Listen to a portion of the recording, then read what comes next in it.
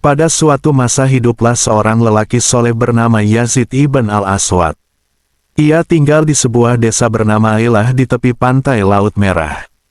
Di desanya ia memiliki seorang sahabat dekat yang dikenal baik akhlaknya, rajin ibadah dan selalu membantu orang-orang miskin. Namun meski baik perilakunya, sahabatnya itu masih menyembah berhala dan belum menerima ajaran tauhid.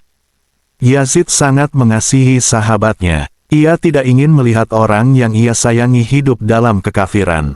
Maka ia pergi ke Madinah menemui Rasulullah Shallallahu Alaihi Wasallam. Dengan penuh harap ia berkata, "Wahai Rasulullah, aku memiliki seorang sahabat yang baik hatinya namun ia masih kafir. Aku ingin mengajaknya masuk Islam tetapi aku khawatir ia menolak. Mohon doakan agar Allah membukakan hatinya." Rasulullah Shallallahu Alaihi Wasallam pun berdoa lalu bersabda, "Pergilah, ajaklah ia kepada jalan Allah. Sesungguhnya engkau tidak bisa memberi petunjuk kepada siapapun yang engkau kehendaki, tetapi Allah yang memberi petunjuk kepada siapa yang Dia kehendaki. Dan Dia lebih mengetahui siapa yang pantas mendapat petunjuk." Yazid kembali ke desanya dengan hati penuh semangat. Ia menemui sahabatnya Abdullah ibn al-Harits dan dengan lembut mengajaknya masuk Islam. Ia jelaskan tentang keesaan Allah, tentang risalah Nabi Muhammad dan janji surga bagi orang-orang yang beriman. Namun Abdullah menolak. Dengan tegas ia berkata, "Demi Tuhan yang menguasai jiwaku, aku tidak akan meninggalkan agama nenek moyangku. Aku telah lama menyembah berhala-berhala ini dan aku tidak akan berpaling darinya." Yazid merasa sedih tetapi ia tidak menyerah. Ia kembali menemui Rasulullah dan menceritakan penolakan sahabatnya. Rasulullah hanya tersenyum dan bersabda, "Sesungguhnya kamu tidak bisa memilihkan petunjuk bagi orang yang kamu cintai.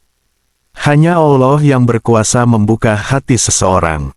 Beberapa waktu kemudian Abdullah jatuh sakit dan akhirnya meninggal dunia dalam keadaan belum beriman. Mendengar kabar itu Yazid segera kembali ke Madinah. Dengan suara bergetar ia berkata, "Wahai Rasulullah, sahabatku telah wafat dalam kekafiran. Aku sangat bersedih. Apakah ada rahmat untuknya? Bolehkah aku membacakan sesuatu untuknya?" Pada saat itu turunlah ayat-ayat pertama surah Yasin.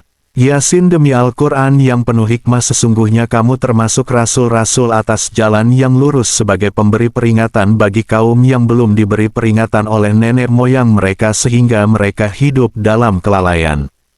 Setelah itu Rasulullah Shallallahu Alaihi Wasallam bersabda kepada Yazid, "Pergilah dan bacakanlah surah Yasin di samping kuburnya." Yazid pun segera kembali ke desanya. Di sisi kubur sahabatnya ia duduk dengan khusyuk lalu membacakan surah Yasin dengan suara yang lembut dan penuh harap.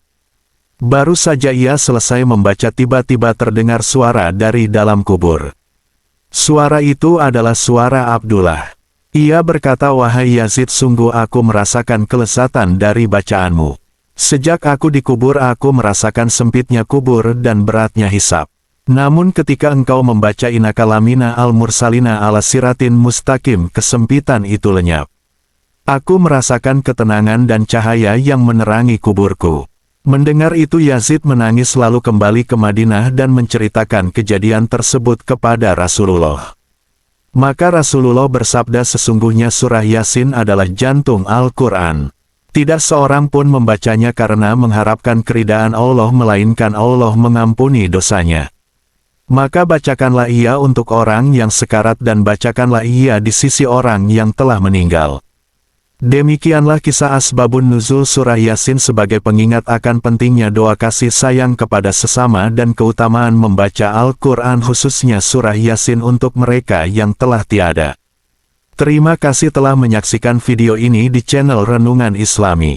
Jangan lupa like, subscribe dan bagikan agar lebih banyak orang yang mendapatkan manfaat.